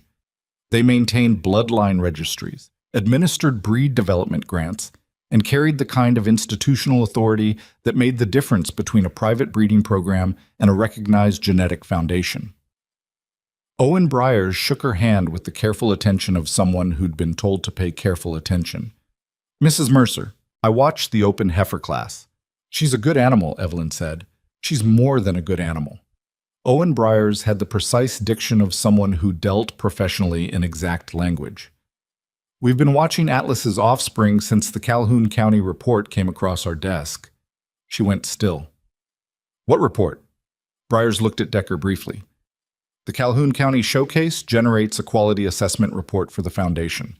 Brenda Cahill flagged your heifer in September." He paused. "She noted it as a bloodline to track." Evelyn looked at Decker. "You knew this when you called me." Decker had the grace not to deny it. "Brenda and I are acquainted. She mentioned the flag before she filed it." "So you came to me with more information than you indicated." "I came to you," Decker said carefully, "because I was curious about something real. The foundation's interest was separate." She looked at Owen Briers. "What does the foundation want?" "We'd like to discuss bloodline documentation and potential registry recognition for the Silver Hollow Atlas line." He said it with the tone of someone delivering something they expected to be received as good news. She took a moment. "What does registry recognition involve?" "Documentation review, lineage verification, a formal assessment of genetic consistency across generations, which your records apparently support, and ultimately, inclusion in the regional foundation registry." He paused. "It's not common for a line this young to be considered. It takes usually a minimum of 3 to 4 more breeding generations." "So why now?" Owen Briers looked at her steadily. "Because Brenda Cahill used the words structural superiority in an official report, and Brenda Cahill hasn't used those words in 4 years. The conversation lasted another 30 minutes. She listened more than she talked, which was a habit that had served her well for 61 years and showed no signs of becoming less useful. She asked specific questions about what the Foundation's recognition meant in practical terms, what it meant for her control over the Bloodline's documentation, and what her obligations would be if she agreed to participate in a registry process. She told them she'd think about it. Owen Briers seemed surprised by this. Decker didn't. "Take your time," Decker said. "I will," she said. She drove home that evening with First in the trailer and the radio off, and the windows cracked because the March night air was cold, but not uncomfortable. She thought about Owen Briers and his gray jacket, and Brenda Cahill's 4-year-old flag, and the particular feeling of having moved through years of quiet work and arrived at a place where institutions were paying attention. She thought about what Harlan had said once about the difference between being known and being recognized. That being known was what happened when people saw your work and understood it, and being recognized was what happened when organizations processed your work and cataloged it, and the two things were not the same and did not always arrive together. She thought about Ray. She thought about him more on evenings like this than on ordinary evenings, the evenings when something had happened that he would have had things to say about. He would have had a spreadsheet. He would have had concerns about the Foundation's documentation requirements and questions about what registry recognition meant for their liability exposure. He would have been useful and slightly anxious and absolutely certain he was helping. She missed him. Not the missing that knocked you down. That kind had faded over the 4 years, slowly and incompletely, the way those things faded. This was the quieter version, the version that showed up at dinner tables and in truck cabs on the way home from things that mattered. She pulled onto her property at 9:45 and sat in the truck for a minute with the engine ticking. Then she got out and checked on First and the other animals and walked back to the house through the cold dark and made tea and sat at the kitchen table with the third composition notebook, nearly full now, and wrote the date. She wrote, March Regional Showcase. First placed first, open heifer class. Second place, no prize but was seen. Foundation representative present. Owen Briers. Registry discussion. She paused, wrote, Decker knew about the Calhoun flag before he called. I'm not angry about it. He was doing what smart people do, following information toward its source. I'd have done the same. Another pause. I need to call Harlan. I need a lawyer. I need to make a decision about the foundation without letting their interest in the bloodline make me move faster than is right. She put the pen down. She opened the notebook to the first page, the one from the night of the first calf, November 4 years ago, when she'd written I was right about what I saw, and then crossed it out and written something more careful. She read what she'd written then, read it twice. Then she closed the notebook, turned off the kitchen light, and went to bed.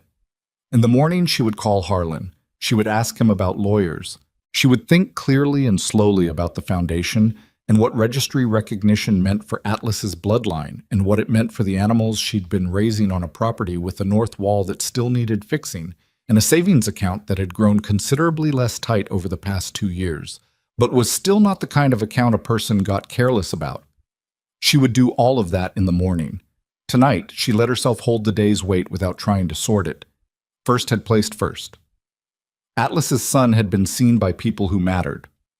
A woman named Brenda Cahill had used the word structural superiority in an official report, and an institution had sent a man in a gray jacket to her livestock trailer at a regional showcase to discuss recognition of a bloodline that had started 4.5 years ago in the last pen on the left near the drainage trench at the Silver Hollow Autumn Auction. $40.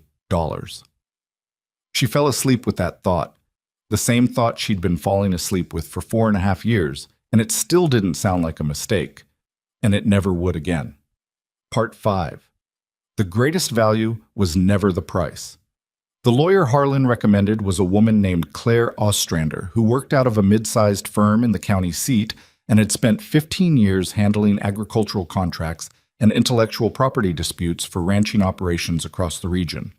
She was 53, direct in the way that people who'd spent decades in rooms full of people trying to obscure things became direct, and she had a habit of asking the same question twice, once to get the answer and once to make sure the answer was the same both times.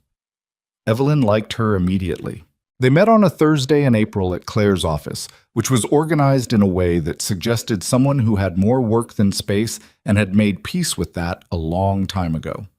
Evelyn brought the 3 composition notebooks, the formal registry documentation she'd been building for 2 years, the breeding records going back to Atlas's first season, and the Foundation's preliminary correspondence with Owen Briers. Claire read everything before she said a word. This took 40 minutes. Evelyn sat across the desk and drank the coffee Claire's assistant had brought and waited. Finally, Claire looked up. You own the documentation outright. Yes. Nothing shared with anyone? No informal agreements? Nothing verbal with Harlan Dews or Carl Jessup or the Calhoun County Showcase? Nothing. Harlan advised me. Carl Jessup helped with entry paperwork at Calhoun County. Neither of them have any claim. Good. Claire turned a page. The Foundation wants registry recognition, which is their process for documenting bloodlines they consider genetically significant. You participate in that process voluntarily, you retain your documentation, and the recognition is additive. It doesn't transfer ownership of anything. That's what Owen Briers said. That's also what their standard agreement says, and I've read it. Claire tapped the Foundation's letter. The question is what you want out of this, because there are 2 directions you can go. You can work with the Foundation, get the registry recognition, and use that recognition to establish the Silver Hollow Atlas line as an independently documented bloodline that other breeders access through you on your terms. Or you can license to Decker, which is faster, more lucrative in the short term, and means you give up some control over how the genetics are used. I don't want to give up control. Then you go the Foundation route. Claire leaned back. It's slower. It means 3 to 4 more years of building the record before the registry recognition carries enough institutional weight to command the kind of licensing fees you're probably thinking about. 3 to 4 more years of quiet, Evelyn said. More or less. Claire paused. Does that bother you?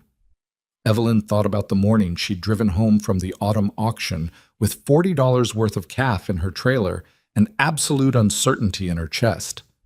She thought about the 11 minutes at the rail and the composition notebooks and Harlan's voice on the phone at 2 a.m. during the difficult birth and the way Atlas's daughters stopped people mid-stride without trying. No, she said. Claire looked at her steadily. Most people I work with want to move faster than they should. I've noticed that, Evelyn said. It doesn't seem to work out well for them. A slight smile crossed Claire's face. Come back next week. I'll have a counterproposal drafted for the foundation and a framework for the licensing structure you want. We'll go through it line by line. Evelyn stood up and shook her hand. Thank you. Don't thank me yet, Claire said. Thank me when it's done. She told Decker her decision over the phone 2 days later. She kept it simple and honest, which was the approach she'd found worked best with intelligent people. They respected the honesty more than the diplomacy, and they didn't need the cushioning. I'm going with the Foundation's registry process, she said. I'm not licensing externally until the recognition is established. A silence. That's going to take years. I know. You understand that the value of what you have doesn't decrease if you move sooner. The value of the bloodline doesn't, she said. The value of my position decreases if I move before the documentation is airtight. She paused. You know that. You'd make the same decision. Another silence. The calculating kind. The kind where she could almost hear him testing her logic against his own and finding it sound. You're probably right, he said. I'm going to register the line formally. I'm going to keep showing. When the recognition is established and the licensing structure Claire Ostrander has drafted is in place, I'll contact you first. She meant it when she said it. You looked at Atlas before anyone else with your credentials did. That matters to me. Claire Ostrander. He sounded mildly impressed. You went to Claire. Harlan recommended her. Harlan recommended her to me once, Decker said. I didn't listen. A pause. I should have. She let that sit without commenting on it. All right, he said. For the second time in their acquaintance, Stuart Decker said all right to being told to wait, and this time it cost him more than the first time, and he said it anyway. Call me when you're ready.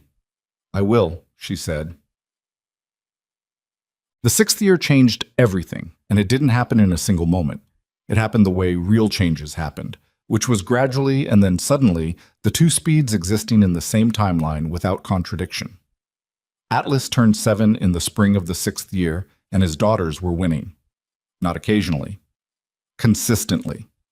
First had placed first at 3 consecutive shows across 2 counties.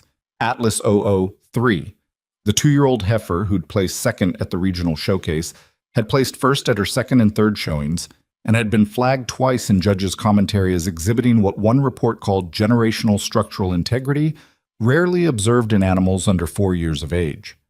Second, the bull had been used in controlled breeding trials that Evelyn had arranged with 2 small operations she trusted, and his calves were arriving with the hip angle intact, the leg placement clean, the nervous system quality that expressed itself in the particular calmness that Atlas had always carried and that was, she was beginning to understand, the most economically significant thing about the bloodline. Calmer cattle gained better, birthed easier, lived longer, and cost less to manage across a lifetime. That last part was the thing people had missed the longest. Not just the show ring quality, which was visible and therefore discussable, but the operational quality.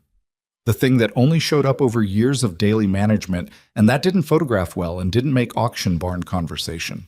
Atlas's calves weren't just better to look at, they were easier to own, and that, more than any ribbon or judge's commentary, was what made ranchers who'd spent their careers chasing impressive pedigrees and flashy auction results start calling Silver Hollow in numbers that surprised even Evelyn. The call started in the 5th year as a trickle and became, by the 6th year, something that required a system. She created the system reluctantly, with Claire's help. A wait list, formal inquiry forms, screening questions that let her understand what kind of operation was asking and whether it aligned with what she was building. Carl Jessup helped her with this in the specific way that Carl was actually useful, which was organizational rather than visionary. He had a gift for logistics that she'd never had and didn't pretend to.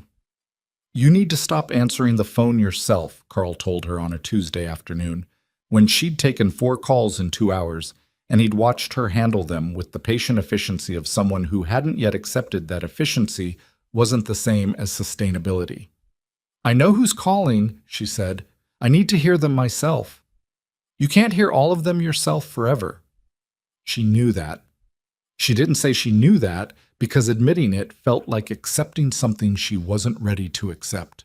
That the things she'd built in isolation, in cold November mornings and composition notebooks and conversations with Harlan had grown beyond the scale where she could manage it alone the way she'd managed everything alone since Ray left. "Not yet," she said. Carl let it go, which was something else he'd learned over 6 years of being wrong about her judgment. When to push and when to put his thumbs in his belt and wait. But the Foundation's registry recognition came through on a Wednesday in October of the 6th year, delivered in an official letter that Owen Briers had his assistant call ahead to notify her about, which was the kind of courtesy that institutional people sometimes remembered to offer and which she appreciated more than she expressed. She read the letter at the kitchen table. It was formal and careful and used language she'd reviewed with Claire and understood, and it said, in terms that were precise and binding, that the Silver Hollow Atlas bloodline was now recognized by the Frontier Cattlemen's Heritage Foundation as a genetically documented foundation line, the first new line to receive such recognition from the Foundation in 11 years. 11 years. She put the letter down. She called Harlan first, which he'd told her to do when it happened. "It came through," she said. A long silence on his end, not the calculating kind, the other kind. 11 years, he said. He'd known the number. He'd been the one who told it to her. "Yes." "How do you feel?" She thought about the question seriously, the way it deserved to be considered. "I feel like I did when the first calf came. Like I've confirmed something I already knew, but needed to see with documentation." "That's exactly right," he said. "That's the correct feeling." "Thank you," she said, "for everything from the first visit through all of it." He made a sound that wasn't quite dismissive and wasn't quite accepting. The sound of a man who was moved by something and didn't know how to receive gratitude for showing up and doing what he thought was simply the right thing to do. "Call Decker," he said. She called Decker next. He answered on the second ring, same as the first time, and she told him the recognition had come through and that Claire had the licensing framework finalized and ready for review. He said, "I'll be there Friday." "I said I'd contact you first," she said. "I didn't say you could come Friday." A pause, then a genuine laugh, the first one she'd ever heard from him, rough and slightly surprised, like it came from somewhere he hadn't expected. "Fair enough. When can I come?" "Next Tuesday," she said. "Weekday." Still no weekends. Still no weekends. The meeting with Decker and Claire and Owen Briers, who'd requested to attend, which Claire had permitted with conditions, happened on a Tuesday morning in late October at Evelyn's kitchen table, which was too small for 4 people and 2 sets of documents and 1 laptop and everyone's coffee, and nobody suggested moving somewhere larger because somehow the kitchen table felt like the right place for this. The licensing agreement that Claire had drafted over 7 months of careful work was not a simple document. It established the Silver Hollow Atlas Foundation line as a protected designation. It specified that breeding access would be granted to approved operations through a controlled licensing structure in which Evelyn retained final approval of all participants. It required documentation of results from every licensed breeding, which fed back into the Foundation registry and built the scientific record of the Bloodline's performance across different operations and environments. It prohibited any genetic collection or artificial insemination use without specific written agreement and additional terms. And it established a fee structure that Evelyn had reviewed with Claire and revised downward twice, because the first version had been what the market would bear, and the second version was what she thought was fair, which were different numbers. Decker read the entire thing without interrupting. Owen Briers read his sections and made notes. Claire sat next to Evelyn and said nothing, which was what she was there for. Finally, Decker looked up. "The participant approval clause," he said. "You retain final say on which operations get access." "Yes." "That's unusual." "I know. It limits the commercial scope considerably." "I know that too." She looked at him. "Stuart, the reason Atlas's calves are what they are is because the animals they're born from have been chosen carefully. If the bloodline gets licensed to operations that breed for weight gain and auction price without regard for structural quality, the integrity degrades within 2 generations. I've watched it happen with other lines." She paused. "I didn't spend 6 years on this to let it be diluted by a commercial structure that doesn't understand what it's working with." Decker was quiet for a moment. "You're protecting the genetics." "I'm protecting what the genetics can do for the industry over 20 years, which is worth more than what they can do for me financially over 5. Owen Briers looked up from his notes. "That's a remarkable position to take at this stage of a program's development." "It's the only position that makes sense," Evelyn said. "If the goal is the goal, which is a foundation bloodline that actually improves cattle operations for the people who use it responsibly." She looked at both of them. "If the goal is something else, I'm not the right program." Decker looked at her for a long time. Then he said, "Where do I sign?" Claire found the page. He did. The first licensed breeding under the formal structure happened that spring, at a small operation 3 counties over run by a woman named Roberta Ann's, who'd been on the wait list for 8 months and whose application Evelyn had approved based on documentation that showed 20 years of careful, unglamorous cattle management and one note in Roberta's own handwriting at the bottom of the inquiry form that said simply, "I'm not looking for a show animal. I'm looking for cattle that last." Evelyn had read that note 3 times and then put Roberta Ann's at the top of the wait list. The calves from that first licensed breeding arrived in the fall and were, by Roberta's own assessment, conveyed in a phone call that Evelyn took standing at the kitchen counter at 7 in the morning, the easiest birth she'd had in 20 years and the most structurally correct calves her operation had produced in a decade. "I don't know what to say," Roberta told her. "I've paid a lot of money for bulls over the years. A lot of money. And nothing has done what these calves are doing." "How's the temperament?" Evelyn asked. "That's the thing." A pause. "They're calm, all of them. I've got one heifer who's so calm the dogs don't even know she's there." She laughed. A real laugh, tired and grateful. "My husband said if I can replicate this, I'll never complain about the licensing fee."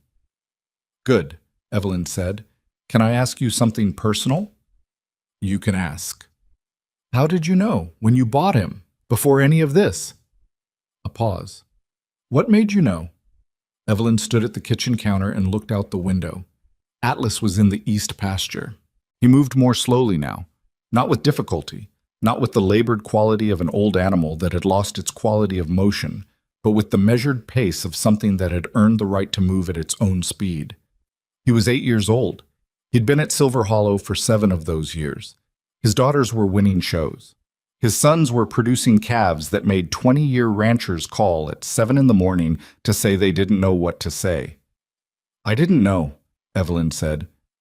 "Not for certain.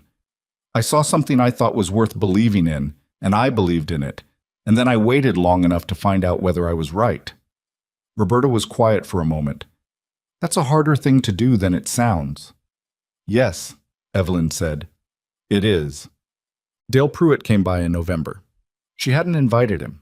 He came the way he'd always come to things, with the authority of a man who'd organized his entire life around being present at moments of significance and had stopped distinguishing between presence as witness and presence as participant. He stood at the fence and looked at Atlas for a long time without saying anything. Atlas was in the east pasture, where he spent most of his days now, moving at his measured pace through the afternoon light. Evelyn stood beside Dale and waited. "He doesn't look like much," Dale said finally. "Still, even now." "No," she agreed. "He doesn't. His calves look like something." "Yes." Another silence. "That heifer. First, they're calling her. She won 3 consecutive shows. 4 now, Evelyn said. She placed again at Millhaven last month. Dale nodded slowly. He had his hands in his jacket pockets instead of his thumbs in his belt, which was a small thing she noticed because Dale's body language had always been precise in the way that self-important men's body language was precise. I said something at the auction, he said. When you bought him, I said it on the microphone. I remember. I was unkind. She looked at him. It was the last thing she'd expected him to say, and she knew enough about Dale Pruitt to know that it had cost him something. Not a huge amount. He wasn't that kind of man, and she wasn't going to pretend he was. But something. You were doing what you always did, she said, reading the room and playing to it. That's a charitable way of putting it. It's the accurate way. She looked back at Atlas. The room was reading him wrong. You read the room. That's how it worked. I should have read the animal, Dale said. Most people didn't. A long pause. Who did? Besides you. Harlan Dews, 3 months later. She thought about it. Carl Jessup, eventually. Margaret Hollis earlier than she's probably admitted. Dale was quiet. I run the auction house, he said. I've been selling cattle in this county for 30 years. I'm supposed to be the person in that room who can read an animal. You're supposed to be the person who runs the auction efficiently, she said. It wasn't unkind the way she said it. It was just honest. Reading the animal is what breeders do. You sell what breeders bring you. She paused. We both did what we were supposed to do. One of us was right about what we saw. He looked at her. For a moment, something moved across his face that she couldn't categorize, but not shame, exactly. Not quite regret. Something that lived between them and was probably the closest Dale Pruitt got to either. He was $40, Dale said. 40, she confirmed. Not 35. He almost smiled. You've always corrected me on that. Because it matters. The number is part of the story. I suppose it is. He looked at Atlas one more time. For what it's worth, Evelyn, and I know it's not worth much at this point, I think what you did here is the most remarkable thing anyone in this county has done with cattle in my lifetime. She didn't answer immediately. She thought about what it would have meant to hear those words 5 years ago, 3 years ago, even a year ago. She thought about the versions of herself who'd stood at feed stores and gas stations and accepted being seen as the widow who'd bought the wrong calf, who'd let them calculate her as that while she went home and filled composition notebooks and called Harlan at 2 a.m. and made decisions in the dark that nobody else was watching. Thank you, she said, and she meant it. Not as a vindication, not as the closing of an account, but as a simple acknowledgement between two people who had a complicated history and were standing in a field in November and doing the best they could with it. Dale nodded once and went back to his truck. She watched him go. Yent. The last time Harlan visited that year, he came without a veterinary reason and without calling ahead, which was unusual enough that she watched his truck come up the drive with mild concern before she saw the look on his face when he got out, which was not alarm but something quieter. He was 67. She'd done the math without meaning to when he mentioned his birthday the previous spring.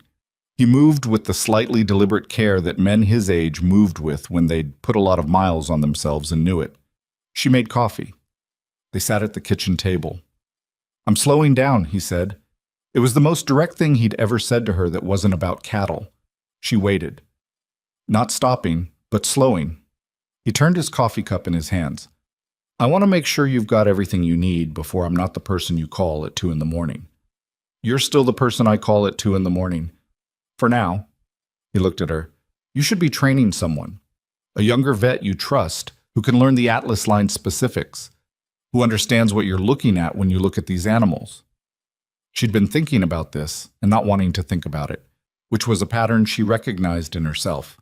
The things she thought about and not about simultaneously were usually the things that mattered most and felt most like loss. I know, she said. There's a vet in Clayfield, Harlan said. Younger. Name's Dominic Reyes. He's 38, he's sharp, and he's not impressed by expensive pedigrees, which is the main thing. He paused. I've mentioned your program to him. He's interested. You've already done this. I've already started it, he said. You still have to decide. She looked at him across the table. He'd been the most consistently useful person in her life for 6 years. Useful in the specific way that people were useful when they were honest with you, without being cruel and smart, without being certain and present, without needing you to perform gratitude for it. You should have been a rancher, she said. He shook his head. I'd have been terrible at it. I don't like being tied to one place. You've been coming here for 6 years. That's different. I can leave. He smiled. The real one, which she'd seen maybe a dozen times in 6 years and which was worth waiting for. You make good coffee. She laughed. He laughed.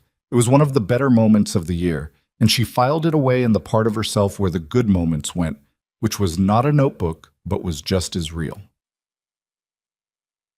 In the spring of Atlas's 9th year, his granddaughters won the show ring. Not the daughters, the granddaughters. The third generation. Animals born from first and from second's licensed calves, and from the other Atlas offspring that Evelyn had been breeding carefully for 4 years, according to the principles she'd developed and documented, and that now existed in Claire's licensing framework as binding guidelines rather than private convictions. The regional showcase in March saw 4 Atlas line animals place in the top 5 across 3 classes. First, now 6 years old and in the mature phase of her show career, placed in the breeding cow class with a score that Brenda Cahill described in her report as the highest structural assessment I have recorded for a cow of this age in the regional system. First daughter, Silver Hollow Atlas 011, 18 months old, the quality of Atlas's hip angle present in the 3rd generation, with a consistency that made Evelyn's chest tighten in a way she couldn't fully explain when she watched her move, placed first in the junior heifer class without apparent effort. Stuart Decker was in the stands again. He'd been at every major show for the past 2 years. He texted her after the class ended. They'd developed a text relationship over the past year that was professional, and occasionally, in the small hours of show weekends, something slightly more like genuine mutual regard. And the message said, Atlas 011 just changed the conversation. Everybody in the stands is asking who she is. She texted back, same answer as always, Silver Hollow. His reply came 30 seconds later. That answer means more than it used to. She put the phone in her pocket and went to find first daughter and check on her after the class, because the show ring was still a stressful environment for a young animal regardless of talent, and the work of caring for them didn't stop when the ribbon was awarded. Atlas died on a Thursday morning in late April, in the East Pasture, in the early light. She found him when she went out at 4:30 with her coffee thermos and the barn coat that had been raised before it was hers. He was lying in the grass in the spot where he'd spent most of his last year standing, near the east fence, facing the direction of the barn, in the attitude of an animal that had been comfortable in its location and had simply, at some point in the night, lain down and not gotten up again. She stood for a long time. Harlan drove up 2 hours after she called him, and Dominic Reyes came with him. She'd met Dominic 4 times now, and liked him with the careful provisional liking she extended to people who were still proving themselves. And he stood back quietly while Harlan confirmed what she'd already known. He was 9, Harlan said. 9.5, she said. Good long life for a bull. She didn't answer.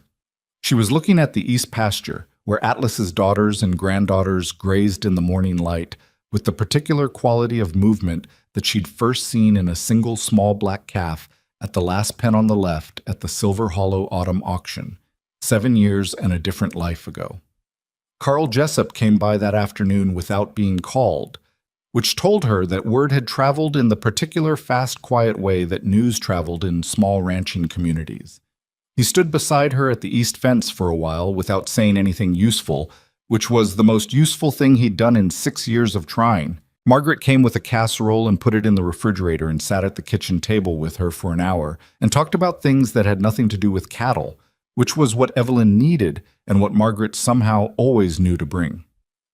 That evening, she sat alone at the kitchen table with the 4 composition notebooks stacked in front of her. She'd filled a 4th one in the past year, and she opened the first one to the beginning. The first entry was dated 4 days after the auction. November 4th, Atlas.